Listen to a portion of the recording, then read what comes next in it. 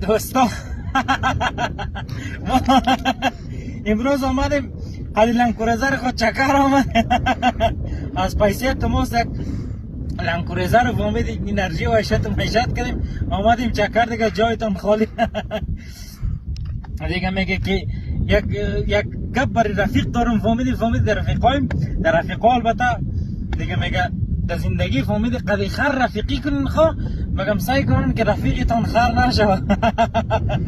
با احترام به جناب خر دیگه تو رو نمیگم سعی کن رفیقای خرمانند خود میگم دیگه کسایی که ازشون هیچ خبر نیست جوال نمیگیره دیگه این ویدیو رو برای رفیقای خرتون رایی کنین و رفیقای خر و خرمانندون تک کنین دیگه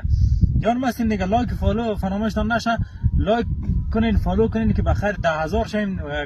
کم بیشتر شیم دیگه پیشنهاد نظر بدین که چی ویدیوهای بیشتر خوشتان میاد ما براتون جور کنیم دیگه جان هستین دیگه خداحافظ دیگه ما بریم میره تانگی تل یک تل بزنیم جان هستین دیگه بریم دیگه لنکروز بریم دوستان ما امروز آمدیم قدی لنکورزر خود چکر آمد از پیسه تماس یک لنکورزر رو فهمیدیم انرژی و عشت و معیشت کردیم آمدیم چکر دیگه جایتان خالی دیگه میگه که یک گپ برای رفیق دارم فهمیدی در رفیقایم در رفیقا البته دیگه میگه در زندگی فهمیدی قدی خر رفیقی کنین خواه مگم سعی کنن که رفیقتان خر نشه با احترام به جناب خر دیگه تو رو نمیگم سعی کن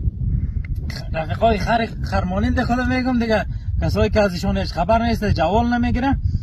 دیگه این ویدیو رو برای رفیقای خرتون رایی کنین و رفیقای خر و خرمانندون تک کنین دیگه جان هستین دیگه لایک فالو فراموشتان نشه لایک کنین فالو کنین که بخیر 10,000 شیم کم بیشتر شیم دیگه پیشنهاد نظر بدین که چی ویدیوهای بیشتر خوشتان میاد ما براتون جور کنیم دیگه جان هستین دیگه خداحافظ دیگه ما بریم میره تانگی تل یک تل بزنیم جان هستین دیگه بریم دیگه لنکروز بریم